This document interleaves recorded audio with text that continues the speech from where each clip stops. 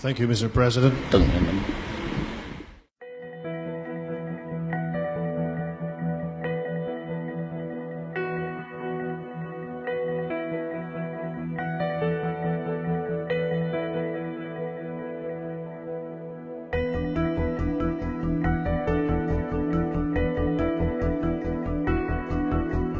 Mr. President, you did raise earlier the comparison with Latin America and narco-state.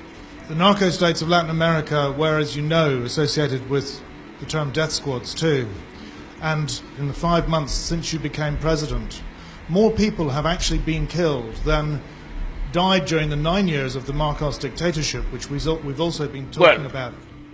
I could ask the same question. Why is America losing 40,000 lives, drug-related cases?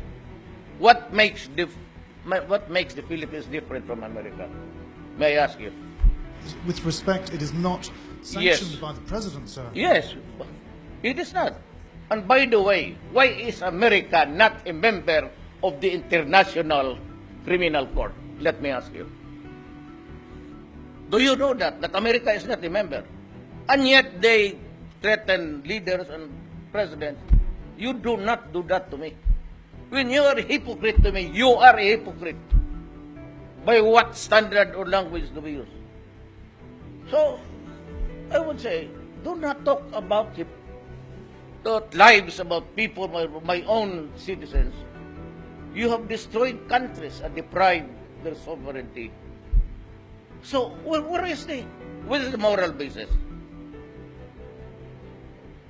Tell me. What is the moral basis of the so many things that America did in the name of human rights?